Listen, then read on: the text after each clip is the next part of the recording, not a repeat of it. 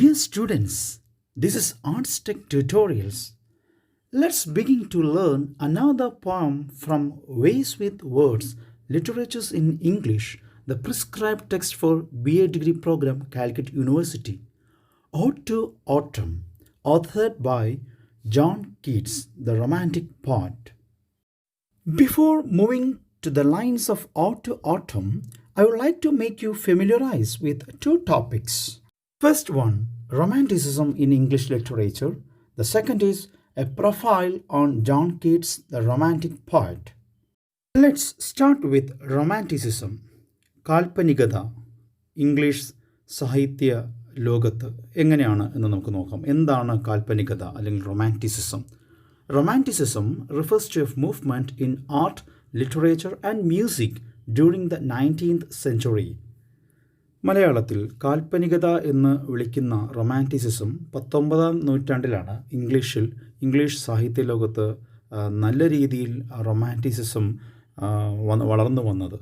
പ്രത്യേകിച്ച് അതൊരു പ്രസ്ഥാനമായിട്ട് കലാരംഗത്ത്, ആർട്ടിൽ, ലിറ്ററേച്ചർ, സാഹിത്യ രംഗത്ത്, അതുപോലെ തന്നെ മ്യൂസിക്, സംഗീത രംഗത്തും ഇത് ശക്തമായ തോതിൽ വളർച്ചയുണ്ടായി എന്നാണ് പറയുന്നത്. അതിൻ്റെ കറക്റ്റ് റഫ് ടൈം പറയുന്നത് ലിറ്ററേച്ചറിൽ 1798 to 1832 എന്നാണ്. So this is the beginning. 1798 ആണ് ഇംഗ്ലീഷ് ലിറ്ററേച്ചറിൽ വളരെ വലിയ തോതിൽ റൊമാൻറ്റിസിസം വളർന്നു വന്ന സാഹചര്യം. ഒരു ലിറ്റററി പീസിന് അഥവാ ഒരു സാഹിത്യ സൃഷ്ടിക്ക് റൊമാൻറ്റിക് ക്വാളിറ്റി ഉണ്ട് എന്ന് പറയുന്നത് ചില ഫീച്ചേഴ്സ് നോക്കിക്കൊണ്ടാണ്. അതെന്തൊക്കെയാണെന്ന് നമുക്ക് നോക്കാം. Let's go through the characteristics of romanticism. They are imagination, intuition, then idealism, individuality, then inspiration. So ഒരു ലിറ്റററി പീസിൽ ഇത്തരം ക്വാളിറ്റീസ് അല്ലെങ്കിൽ ക്യാരക്ടേഴ്സ് ഉണ്ടെങ്കിൽ we can say that literary piece has a romantic essence. One by one ആയിട്ട് നോക്കുകയാണെങ്കിൽ imagination, ഭാവന. അപ്പോൾ നമ്മുടെ real വേൾഡിൽ നിന്നും അല്പം മാറി നിന്നുകൊണ്ടോ അല്ലെങ്കിൽ ഉയർന്നു നിന്നുകൊണ്ടോ ചിന്തിക്കുന്നതിനെയൊക്കെയാണ് നമ്മൾ സാങ്കല്പികം അല്ലെങ്കിൽ ഭാവന എന്ന് ഉദ്ദേശിക്കുന്നത്. ദെൻ ഇൻറ്റ്യൂഷൻ, അവബോധം, അതായത് നമ്മുടെ ഉള്ളിലുണ്ടാവുന്ന ഒരു ഉണർവ് അല്ലെങ്കിൽ ജ്ഞാനബോധം. ദെൻ ഐഡിയലിസം മീൻസ് ആദർശനിഷ്ഠ. ദെൻ ഇൻഡിവിജ്വാലിറ്റി, അതായത് വ്യക്തി സ്വാതന്ത്ര്യം, വ്യക്തിത്വം, അതായത് സൊസൈറ്റിയെക്കാളും വ്യക്തിക്ക് പ്രാധാന്യം അല്ലെങ്കിൽ വ്യക്തിക്ക് ഫ്രീഡം നൽകുന്ന ആ ഒരു രീതിയിലുള്ള സാഹിത്യ സൃഷ്ടി. പിന്നൊന്ന് ഇൻസ്പിറേഷൻ, അതായത് പെട്ടെന്ന് ആ കവിക്ക് അല്ലെങ്കിൽ എഴുത്തുകാരന് ഒരു സാഹചര്യമോ പ്രത്യേക സംഭവമോ അല്ലെങ്കിൽ സ്ഥലമോ വരുമ്പോൾ, ആ ഇടത്തേക്ക് വരുമ്പോൾ ഉണ്ടാകുന്ന പ്രചോദനം, ആ പ്രചോദനത്തിൽ പ്രചോദനം ഉൾക്കൊള്ളുകൊണ്ട് എഴുതുന്ന അത്തരം സാഹിത്യ സൃഷ്ടികളിൽ തീർച്ചയായിട്ടും ഈ പറയുന്ന കാൽപ്പനികത കാണുവാൻ സാധിക്കും. So these are some of the characteristics of a romantic piece of romantic literary piece. അപ്പോൾ ഏതൊരു ലിറ്റററി പീസിലും അല്ലെങ്കിൽ സാഹിത്യ സൃഷ്ടിയിലും ഇത്തരത്തിലുള്ള കുറച്ച് സവിശേഷതകൾ കാണുവാൻ സാധിക്കുന്നുണ്ടെങ്കിൽ തീർച്ചയായിട്ടും we can say that piece is under a romantic world, okay, or that piece is actually in a romantic world. Next is, writers give more importance to nature than past, emotion, value of freedom, than particular experience, individual, solitude, then mythology, subjectivity. So these are some points. അല്ലെങ്കിൽ ഇത്തരം ഇത്തരങ്ങളിലാണ് എഴുത്തുകാർ കൂടുതൽ പ്രാധാന്യം നൽകിയിരുന്നത്. ഇത്തരം കാര്യങ്ങളിലാണ് കൂടുതൽ ശ്രദ്ധ നൽകിയത് അല്ലെങ്കിൽ പ്രാധാന്യം നൽകിക്കൊണ്ട് അവർ എഴുതിയത്. വളരെ ശ്രദ്ധിച്ച് നമ്മൾ നോക്കേണ്ടതാണ്.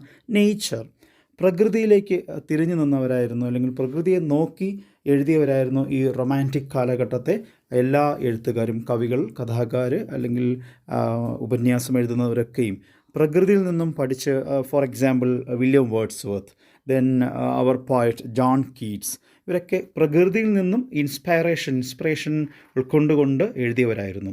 So they went back to nature and got inspiration, and they poured whatever they got from nature onto the pages. Okay, then past, കഴിഞ്ഞ കാലത്തെക്കുറിച്ച്, ഭൂതകാലത്തിലേക്ക് നോക്കി ഒരുപക്ഷെ വിഷമത്തോടെ, വിഷമതയോടെ, അല്ലെങ്കിൽ ഒരു നൊസ്റ്റാൾജിക് എക്സ്പീരിയൻസോടെ അവർ ഭൂതകാലത്ത് നിന്നും എഴുതുന്നവരായിരുന്നു ഇത്തരം romantic poets. Then individual, which means they gave more importance to individuals than the society. അതായത് സമൂഹത്തിന് പ്രാധാന്യം കൊടുക്കുന്നതിനേക്കാളും ഓരോ വ്യക്തിക്ക് അവർ പ്രാധാന്യം കൊടുത്തുകൊണ്ട് എഴുതി. അതായത് വ്യക്തിയാണ് കൂടുതലായിട്ട് അവർ മുന്നിൽ കണ്ടുകൊണ്ട് എഴുതിയത്. Okay. The next word is solitude, ഏകാന്തത അല്ലെങ്കിൽ ഒറ്റപ്പെടൽ. അപ്പോൾ ഒറ്റപ്പെടുത്തുന്ന അവസ്ഥ അല്ലെങ്കിൽ ഒറ്റപ്പെട്ടു പോയ ആ അവസ്ഥയിൽ നിന്നും ഈ റൈറ്റേഴ്സ് അല്ലെങ്കിൽ പോയറ്റ്സ് ആശയങ്ങൾ ഉൾക്കൊണ്ടുകൊണ്ട് എഴുതിയിരുന്നു. So they gave more importance to solitude, അല്ലെങ്കിൽ അവർ കൂടുതലായിട്ട് ഒറ്റയ്ക്കിരിക്കുവാൻ, ഏകാന്തതയിലിരിക്കുവാൻ, അതിൽ നിന്ന് എഴുതുവാനൊക്കെ അവർ ശ്രമിച്ചിരുന്നു. Next, emotion is related with our psychological state. അപ്പോൾ ഒരു മാനസികമായിട്ടുള്ള ഒരു അവസ്ഥയാണ് വികാരം അല്ലെങ്കിൽ അനുഭൂതി. Which means they give more importance to emotion than logic or reason. അതായത് യുക്തിയേക്കാൾ ഏറെ അല്ലെങ്കിൽ ബുദ്ധിയേക്കാൾ ഏറെ അവർ ഇമോഷന് പ്രാധാന്യം കൊടുത്തു. ഒരു മനുഷ്യൻ്റെ വിചാരങ്ങൾക്കും അനുഭൂതികൾക്കും അവൻ്റെ ചിന്തകൾക്കുമാണ് പ്രാധാന്യം കൊടുത്തിരുന്നത്. പറയുന്നത് അതായത് ബ്രെയിനേക്കാളും, അതായത് വിച്ച് മീൻസ് ബുദ്ധിയേക്കാളും അവർ മനസ്സിന് അല്ലെങ്കിൽ ഹാർട്ടിന് കൂടുതലായിട്ട് അല്ലെങ്കിൽ മൈൻഡിന് കൂടുതലായിട്ട് ഇമ്പോർട്ടൻസ് നൽകിയിരുന്നു. Next, value of freedom. അവർ കൂടുതലായിട്ട് സ്വാതന്ത്ര്യത്തിന് വില കൽപ്പിച്ചിരുന്നു. അത് വ്യക്തി സ്വാതന്ത്ര്യത്തിനായിരുന്നു പ്രത്യേകിച്ച്. അതായത് വലിയ തോതിലുള്ള വ്യക്തി സ്വാതന്ത്ര്യം അവർ ആഗ്രഹിച്ചിരുന്നു, ഡിമാൻഡ് ചെയ്തിരുന്നു, അതിന് ഇമ്പോർട്ടൻസ് കൊടുത്തിരുന്നു. അതിനെ കണ്ടുകൊണ്ട്, ഫ്രീഡം കണ്ടുകൊണ്ട് അവർ എഴുതിയിരുന്നു. Especially when we read the poems of Shelley, then Lord Byron, we can see these poets give more importance to individual freedom. Then particular experience, പ്രത്യേക തരത്തിലുള്ള അനുഭവങ്ങൾ, എക്സ്പീരിയൻസ്, അതിൽ നിന്നും ഇൻസ്പിറേഷൻ ഉൾക്കൊണ്ടുകൊണ്ട് അവർ they wrote number of poems. Okay. അതും ഈ ഒരു റൊമാൻറ്റിക് പോയറ്റ്സിൻ്റെ ഒരു ക്യാരക്ടറാണെന്ന് പറയാൻ സാധിക്കും. വിച്ച് മീൻസ് പെട്ടെന്നുണ്ടാകുന്ന ഒരു സംഭവം അല്ലെങ്കിൽ ഒരു സാഹചര്യം അല്ലെങ്കിൽ പെട്ടെന്നുണ്ടാകുന്ന പഴയകാല ഓർമ്മ, ആ ഓർമ്മയിൽ നിന്നുകൊണ്ട് sometimes they may start to write poems. Next is subjectivity means വ്യക്തി കേന്ദ്രീകൃതമായിട്ട് അവർ എഴുതിയിരുന്നു എന്ന് പറഞ്ഞാൽ ഓരോ പോയംസിലും പോയറ്റ് തൻ്റെ മനസ്സിനെ, ഹൃദയത്തെ പ്രകടിപ്പിച്ചിരുന്നു. Next, they gave more importance to mythology. Mythology means പുരാതന സാഹിത്യം അല്ലെങ്കിൽ പുരാണ സാഹിത്യം. അപ്പോൾ അതിപുരാതന കാലം, പ്രത്യേകിച്ച് ഗ്രീക്ക് സാഹിത്യത്തെ അവർ കൂടുതലായിട്ട് പഠിച്ചിരുന്നു. അതിൽ നിന്നും ജ്ഞാനം പ്രാപിച്ചുകൊണ്ട് സാഹിത്യ സൃഷ്ടികൾ എഴുതുവാനൊക്കെ ആയിട്ട് അവർ സമയം കണ്ടെത്തിയിരുന്നു. പ്രത്യേകിച്ച് നമ്മുടെ പോയറ്റായ ജോൺ കീറ്റ്സ് വളരെയധികം ഈ ഗ്രീക്ക് മിത്തോളജിയിൽ ഇൻഫ്ലുവൻസ്ഡ് ആയിരുന്നു. അദ്ദേഹം അത് പഠിക്കുവാൻ, അതിൽ നിന്നും കാവ്യസൃഷ്ടികൾ ചെയ്യുവാനായിട്ട്, പോംസ് എഴുതുവാനായിട്ട് അദ്ദേഹം വളരെയധികം ശ്രദ്ധിച്ചിരുന്നു. Especially his poem called Endymion is actually a long poem based on this Greek mythology. So these romantic poets, they gave more importance to these concepts like starting from nature, then past, solitude, emotion, then subjectivity. Once again, I would like to say something more about subjectivity, which means a poet is there in each and every poem. പോയറ്റിൻ്റെ മനസ്സ്, പോയറ്റിൻ്റെ തൻ്റെ എല്ലാ ചിന്തകളും, വിചാരങ്ങളും, തൻ്റെ ആഗ്രഹങ്ങൾ, വിഷമങ്ങളൊക്കെയും തൻ്റെ പോയംസിൽ അദ്ദേഹം ഒരു പരിധിവരെ കുത്തി നിറച്ചിരുന്നു എന്ന് പറയാൻ സാധിക്കും. So the poet is there in each and every poem. That is called subjectivity, which means from his side, whatever he writes as poems, in each and every line the poet is there. അതിനെയാണ് നമ്മൾ subjectivity എന്ന് പറയും. തൻ്റെ അഭിപ്രായങ്ങൾ, തൻ്റെ സംശയങ്ങൾ, തൻ്റെ ആഗ്രഹങ്ങൾ എല്ലാം ഈ പോയംസിൽ അദ്ദേഹം നിറച്ചിരുന്നു. സോ പോയറ്റിൻ്റെ മനസ്സ് ഒരു പരിധി വരെ നമുക്കിവിടെ കാണുവാൻ സാധിക്കും, പോയംസിൽ കാണുവാൻ സാധിക്കും. സോ ഇതാണ് റൊമാൻറ്റിക് പോയറ്റ്സിൻ്റെ ഒരു ഫീച്ചേഴ്സ് എന്ന് പറയാൻ സാധിക്കുന്നത്. Then romanticism is A result of French revolution. Then it is the movement began with the publication of lyrical ballads by William Wordsworth and S.T. Coleridge in 1798. See, I already told you that Romanticism, the period of Romanticism can be traced from 1798 till 1832. അപ്പോൾ ഈ ഒരു സാഹചര്യം എന്ന് പറയുന്നത് നമ്മുടെ 1798 എന്ന് പറയുന്നത് ഈ ഫ്രഞ്ച് റവല്യൂഷൻ കഴിഞ്ഞ് നിൽക്കുന്ന ഒരു സാഹചര്യമാണ്. We know French revolution began in 1789 ശക്തമായ രീതിയിൽ ഫ്രഞ്ച് റവല്യൂഷൻ ഉണ്ടാകുന്നതും തുടരുന്നതും. അപ്പോൾ അതിൻ്റെ ഒരു പ്രചോദനം ഉൾക്കൊണ്ടുകൊണ്ടാണ് റൊമാൻറ്റിസിസം എന്ന് പറയുന്ന കാൽപ്പനികത ആ ഒരു മനോഭാവം ലിറ്ററേച്ചറിലേക്ക്, സാഹിത്യരംഗത്തേക്ക് വന്നു വീഴുന്നതും. സോ ആ റൊമാൻറ്റിസിസം എന്ന് പറയുന്ന ഒരു പ്രസ്ഥാനമായിട്ട് ലിറ്ററേച്ചറിൽ കാണുന്നത് with the publication of lyrical ballads by William Wordsworth and his friend S T. Coleridge. അതായത് 1798 ആണ് കൃത്യമായിട്ട് നമുക്ക് പറയാൻ സാധിക്കുക the exact time or the inauguration year of romanticism in English literature after the publication of lyrical ballads or by the publication of lyrical ballads by two poets William Wordsworth and S T. Coleridge. English literary വേൾഡിൽ ഒരു പുത്തൻ ഉണർവ് തന്നെയായിരുന്നു ഇവരിലൂടെ ആരംഭിക്കപ്പെട്ട ഈ romanticism എന്ന് പറയുന്നത്. ഇതിനു മുൻപും റൊമാൻറ്റിസിസം ഉണ്ടായിരുന്നു, വില്യം ഷേക്സ്പിയറിൻ്റെ ടൈമിലൊക്കെ ഉണ്ടായിരുന്നു, അത് ഉറപ്പാണ്. ബട്ട് ഇവരിലൂടെ ഒരു വലിയൊരു പുത്തൻ ഉണർവ് അല്ലെങ്കിൽ ഒരു ലൈവ് എക്സ്പീരിയൻസ് കൊടുക്കുവാനായിട്ട് സാധിച്ചു. So blank verse was the dominant rhyme scheme in the poetry of the romantic age. അതൊന്ന് മനസ്സിലാക്കുക. മീൻസ് ഇവിടെയാണ് നേരത്തെ സൂചിപ്പിച്ച value of freedom, individual freedom എന്നൊക്കെ പറയുന്നത് വരുന്നത്. പ്രത്യേകിച്ച് അവർ കവിത എഴുതുന്നതിൽ പോലും ആ ഒരു സ്വാതന്ത്ര്യം അവർ പ്രകടിപ്പിച്ചിരുന്നു, അവരാഗ്രഹിച്ച സ്വാതന്ത്ര്യം പ്രകടിപ്പിച്ചിരുന്നു. എങ്ങനെയെന്ന് വെച്ച് കഴിഞ്ഞാൽ അതുവരെയും ഒരു പോയം എഴുതുമ്പോൾ പർട്ടിക്കുലർ റൈമിൽ അല്ലെങ്കിൽ റിതമിക് ക്വാളിറ്റി ഉണ്ടായിരിക്കണം, മീറ്റർ ഉണ്ടായിരിക്കണം, ദറ്റ് ഈസ് പെൻറ്റാമീറ്റർ, അങ്ങനെ ഓർ നമ്മൾ സോണറ്റ് പഠിച്ചു അതിൽ ഒക്ടേവ്, സെസ്റ്ററ്റ്. ഇൻ ദിസ് വേ ഒരു പോയം എഴുതുമ്പോൾ അതിന് അതിൻ്റേതായ ഒരു മീറ്റർ അല്ലെങ്കിൽ അങ്ങനെയുള്ളൊരു ചില പോയറ്റിക് ക്വാളിറ്റീസ് നിർദ്ദേശിച്ചിരുന്നു. പക്ഷേ അതിനെല്ലാം ബ്രേക്ക് ചെയ്തുകൊണ്ടുള്ള ഒരു എഴുത്തായിരുന്നു അല്ലെങ്കിൽ അങ്ങനെയുള്ളൊരു പോയം റൈറ്റിംഗ് ആയിരുന്നു റൊമാൻറ്റിക് പോയറ്റ്സ് മുന്നോട്ട് വെച്ചത്. So they prefer blank verse means there is no metre or any other rhyming scheme or rhyming pattern. Poets can write in their own way, in their own style of writing. No need of giving any importance to meter, rhythm, etc. So, blank verse they prefer. So, 1798 William Wordsworth then S T. Coleridge അവരിലൂടെ തുടങ്ങി വെച്ച inaugurate ചെയ്യപ്പെട്ട ഈ romantic movement സത്യത്തിൽ എന്താ പറയുക, all together V can say there are two generations of romantic poets in English literature. നമുക്കതിനെക്കുറിച്ചൊന്ന് just ഒന്ന് സ്റ്റഡി ചെയ്യാം, അല്ലെങ്കിൽ അതിനെക്കുറിച്ച് നമുക്കൊന്ന് നോക്കാം. സോ ഫസ്റ്റ് ജനറേഷൻ എന്ന് പറയുന്നത് actually William Wordsworth then S T. Coleridge along with these two poets William Blake എന്ന് പറയുന്ന മറ്റൊരു പോയറ്റ് കൂടെ ഉണ്ട്. Okay, so these are the poets who belong to the first generation of romantic poets. Next second generation of romantic poets അവരാരൊക്കെയാണെന്ന് നോക്കാം. They are P B. Shelley, then Lord Byron and John Keats. Second generation പോയറ്റ്സായ P B. Shelley, Lord Byron, John Keats ഇവരിൽ ആദ്യം തന്നെ മരണപ്പെടുകയും that is at the age of 26. എന്നാൽ within that short life span he had written a large volume of poetic output. That is the one peculiarity of John Keats. John Keats തൻ്റെ കാവ്യ സൗന്ദര്യം കൊണ്ടും കാൽപ്പനിക ഭാവം കൊണ്ടും സാഹിത്യ ആസ്വാദകരെ ആകർഷിപ്പിച്ച ഒരു അതുല്യ പ്രതിഭ തന്നെയായിരുന്നു. 1795 ജനിക്കുകയും 1821 മരണപ്പെടുകയും ചെയ്ത ഈ വ്യക്തി.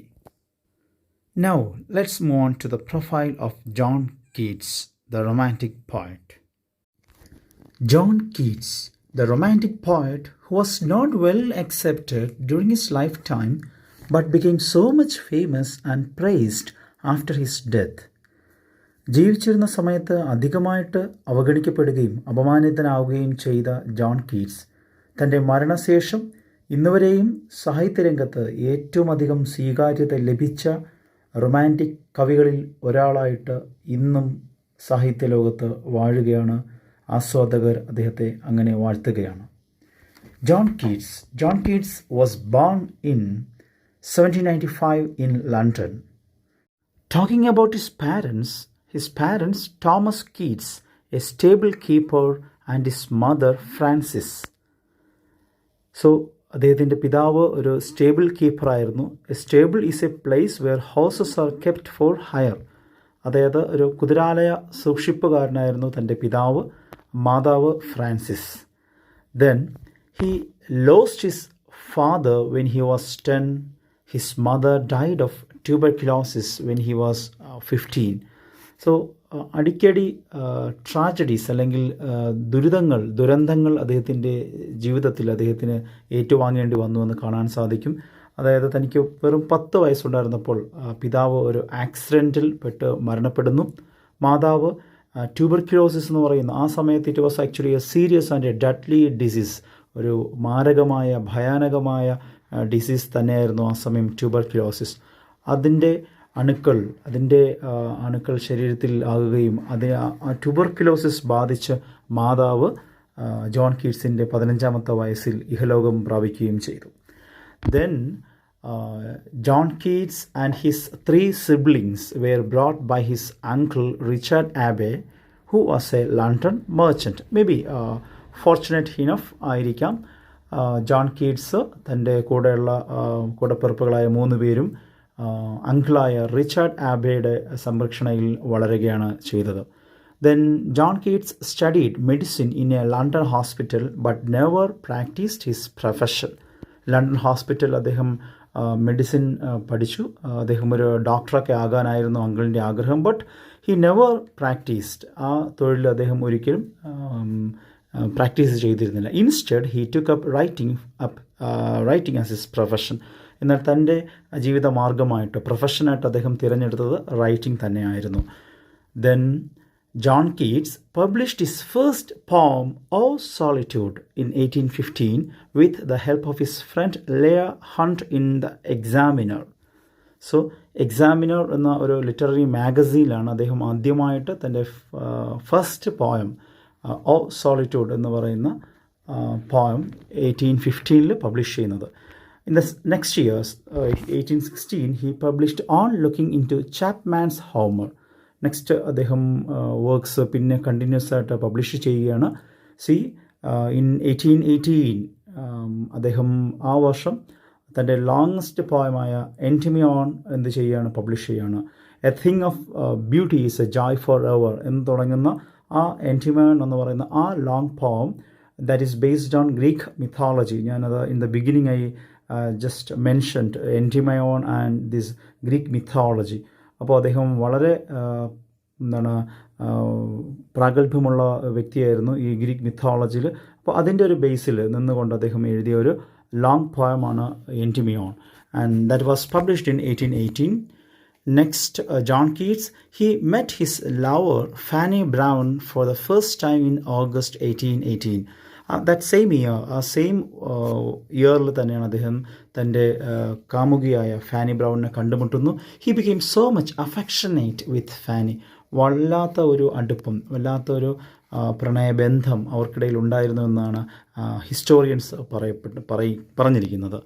Next, in 1819, which is considered, that year is considered as the annus mirabilis in his career, he wrote his most famous poems and the 6 odes. അതായത് there's a term called annus mirabilis. Annus mirabilis means a remarkable year, an important year in his life. 1819 എന്ന് പറയുന്നത് ഒരിക്കലും മറക്കുവാൻ സാധിക്കാത്തൊരു വർഷമായിട്ട് കരുതാം അദ്ദേഹത്തിൻ്റെ ജീവിതത്തെ സംബന്ധിച്ച്. Because ഏറ്റവും അധികം വർക്ക്സ് പബ്ലിഷ് ചെയ്ത ഇയറാണ്. അദ്ദേഹത്തിൻ്റെ 6 ഓഡ്സ്, ODS 6 ഓഡ്സ് അദ്ദേഹം പബ്ലിഷ് ചെയ്ത വർഷവും 1819 ആണ്. ഇവിടെ ഒരു വേർഡുണ്ട് ഓഡ്സ് അല്ലെങ്കിൽ ODE. അത് നമുക്ക് നോക്കാം. Odd is actually poetic branch. അതൊരു കവിതാ ശാഖയാണ്. അതെന്താണെന്ന് sometimes in the next tutorial session I will discuss. Next, in December 1819, John Keats realized that his fate too would be no different from his mother's and younger brother Tom's, who died in 1818. So 1819 ആ തണുപ്പുള്ള മാസം December മാസത്തിന് ഒരു പ്രത്യേകതയുണ്ടായിരുന്നു. അതായത് ആ മാസത്തിലാണ് താൻ തിരിച്ചറിഞ്ഞത് തൻ്റെ അമ്മയെ ഈ ലോകത്തു നിന്നും പറിച്ചു കൊണ്ടുപോയ തൻ്റെ സഹോദരനെ തന്നിൽ നിന്നും വേർപെടുത്തിയ ആ മാരക രോഗം, അതായത് ട്യൂബർക്യുലോസിൻ്റെ ജേംസ്, ട്യൂബർക്യുലോസിൻ്റെ അണുക്കൾ തൻ്റെ ശരീരത്തിലും ഉണ്ട്, താനും അതിൻ്റെ ഒരു വാഹകനാണെന്ന് തിരിച്ചറിയുന്നത് 1819 ആ December മാസത്താണ്. In 1820, means in the next year, his health deteriorated. He moves to Rome, bidding a tearful adieu to Fanny Brown in search of better climate and improved health. അതായത് അടുത്ത വർഷം ക്ലൈമറ്റ് മാറുന്നു, തൻ്റെ ശരീരത്തിൽ ട്യൂബർക്യുലോസിൻ്റെ അണുക്കൾ അധികമായി വ്യാപിക്കുന്നു, മരണം അദ്ദേഹം കൺമുന്നിൽ കാണുകയാണ്. അതുകൊണ്ട് അദ്ദേഹം തൻ്റെ കാമുകയായ, തന്നെ വളരെയധികം സ്നേഹിച്ചിരുന്ന തൻ്റെ പ്രണയിനിയായ ഫാനി ബ്രൗണിനെ കാണുവാനും ഒരു കണ്ണുനീരിൽ കുതിർന്ന ഒരു യാത്രാമൊഴി അവർക്കിടയിൽ പങ്കുവയ്ക്കുകയും അങ്ങനെ അവിടെ നിന്നും റോമിലേക്ക് അദ്ദേഹം പോവുകയാണ്. റോമിലേക്ക് പോകുന്നു. അതായത് തൻ്റെ ഹെൽത്ത്, തൻ്റെ ആരോഗ്യം വളരെയധികം ക്ഷയിച്ച് വരികയാണ്. അങ്ങനെ ഒരല്പ ആശ്വാസത്തിന് വേണ്ടിയിട്ട് റോമിലേക്ക് പോകുന്നു. He breathe his last in 1821 in Rome and was buried there. അങ്ങനെ in 1821 ആ വർഷത്ത് റോമിൽ വെച്ച് മരണപ്പെടുകയും അല്ലെങ്കിൽ അന്ത്യശ്വാസം വലിക്കുകയും അവിടെ അദ്ദേഹത്തെ അടക്കുകയും ചെയ്തു. Okay, so that's all about the profile of John Keats. Next see his major works.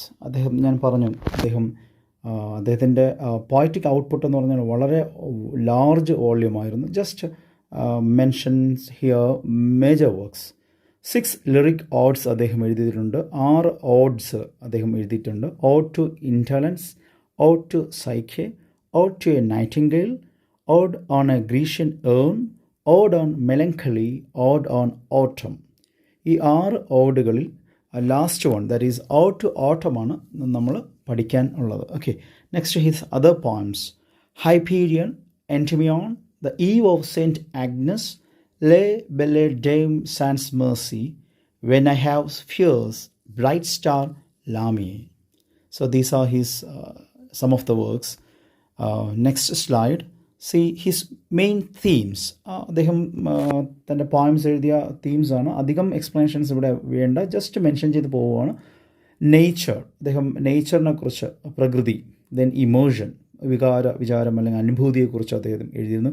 Escapism means രക്ഷപ്പെടൽ, ഈ ലോകത്ത് നിന്നും മേ ബി പഴയകാല ലോകത്തേക്ക് അല്ലെങ്കിൽ മറ്റൊരു ലോകത്തേക്ക്, അൺറിയൽ വേൾഡിലേക്കുള്ള ഒരു escapism, may be due to his physical condition, അല്ലെങ്കിൽ താൻ പല തരത്തിൽ അദ്ദേഹം അവഗണനകൾ അനുഭവിച്ചിരുന്നു. സോ അതിൽ നിന്നൊക്കെ രക്ഷ നേടാനായിട്ട് അദ്ദേഹം പോയം അല്ലെങ്കിൽ പദ്യത്തെ അല്ലെങ്കിൽ കവിതയെ ആശ്രയിച്ചിരുന്നു. Next melancholy means sadness, a typical sadness, വല്ലാത്ത ഒരു മാനസിക വേദന. Then mortality about our life, ജീവിതത്തിൻ്റെ നശ്വരതയെക്കുറിച്ച് ഒക്കെ അദ്ദേഹം പോയംസ് എഴുതിയിരുന്നു. ദെൻ മിഡീവലിസം, മധ്യകാലം അല്ലെങ്കിൽ പാസ്റ്റിനെ കുറിച്ചൊക്കെ അദ്ദേഹം എഴുതിയിരുന്നു. Then Hellenism means Greek culture, regarding Greek culture, പുരാതന അല്ലെങ്കിൽ പുരാണ ഗ്രീക്ക് സംസ്കാരത്തെക്കുറിച്ചൊക്കെ അദ്ദേഹം ഒത്തിരി പഠിച്ചിരുന്നു. അത് അദ്ദേഹത്തിൻ്റെ പോയംസിൽ മെയിൻ തീമിൽ ഒന്നായിട്ട് വന്നിരുന്നു. ദെൻ ബ്യൂട്ടി, സൗന്ദര്യത്തെക്കുറിച്ച്. നോർമലി പോയറ്റ്സ് എല്ലാം സൗന്ദര്യ ആസ്വാദകരാണ്. ദെൻ ബ്യൂട്ടിയെക്കുറിച്ചൊക്കെ ഒത്തിരി എഴുതും. ലൈക്ക് വൈസ് ഹിയർ ജോൺ കീറ്റ്സും തൻ്റെ പോയംസിൽ ബ്യൂട്ടിയെക്കുറിച്ച് ഒത്തിരി പ്രതിപാദിച്ചിരുന്നു. Next imagination, like any other romantic poets, John കീറ്റ്സും ഇമാജിനേഷന് ഇമ്പോർട്ടൻസ് നൽകിക്കൊണ്ട് അദ്ദേഹവും ഭാവന അല്ലെങ്കിൽ സാങ്കല്പിക ലോകം അല്ലെങ്കിൽ ഭാവനാപരമായിട്ടുള്ള ഒരു സംഗതിയെ അദ്ദേഹം തൻ്റെ പോയംസിൽ കൊണ്ടുവന്നിരുന്നു. That's it. So students, so far we have discussed 2 topics, that is Romanticism in English literature and a profile picture on John Keats. So students, that's all about today's session. In the next session, we will begin with explaining the term ode, since We are going to learn an ode called Ode to Autumn. Then we will move on to the poem Ode to Autumn. Till then, bye. Have a nice learning time.